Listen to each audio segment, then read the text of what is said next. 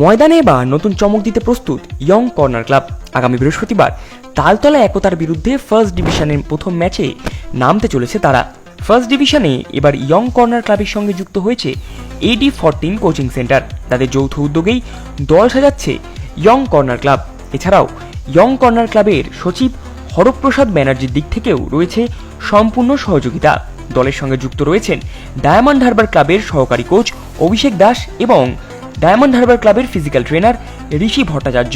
Young corner ক্লাবকে পরিকাঠামোগত দিক থেকে সাহায্য করেছে ডায়মন্ড হারবার ক্লাব। তাদের বাটানগরের মাঠ এবং ড্রেসিং রুমের পরিকাঠামো দিয়েছে ডায়মন্ড হারবার। আমরা কথা বলে নিয়েছিলাম অভিষেক দাস এবং ঋষি ভট্টাচার্যের সাথে। আসুন শুনে নেওয়া যাক কি বলছেন তারা বিয়ন্ড স্পোর্টসের পর্দায়।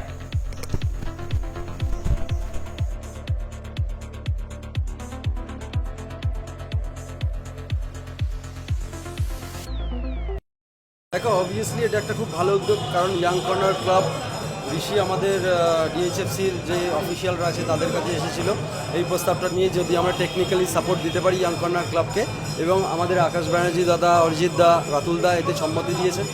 ফলে আমরা টেকনিক্যালি সাপোর্ট দিচ্ছি ইয়াং কর্নারকে, এবং আমি ফিজিক্যালি প্রেজেন্ট থাকছি ওদের প্র্যাকটিসগুলোয়। সো আমরা লাস্ট 1 মাস ধরে খুব পরিশ্রম করেছি বাটানগর স্টেডিয়ামে। ডিএইচএফসি ক্লাবের তরফ থেকেই মাঠটা প্রোভাইড করা হয়েছে। তুমি জানো ভালো করে যে অনেক ফার্স্ট ডিভিশন ক্লাবের মাঠ পাওয়া যায় না, তো ডিএইচএফসি ক্লাবকে অসংখ্য ধন্যবাদ যে তারা বাটানগর স্টেডিয়ামটা আমাদের ইয়াং কর্নারকে প্র্যাকটিস করার জন্য দিয়েছিল, এবং যথেষ্ট ভালো প্রিপারেশন হয়েছে। 10 তারিখ ফার্স্ট খেলা আমাদের ছেলেদের জন্য আমার তরফ থেকে বেস্ট উইশেস। দেখো, আমরা আমাদের মতন করে চেষ্টা করেছি, নতুন করে একটা সেট আপ তৈরি করে। ডিএইচএফসি না থাকলে বা ডিএইচএফসির অফিসিয়ালরা হেল্প না করলে আমরা এটা করতে পারতাম না।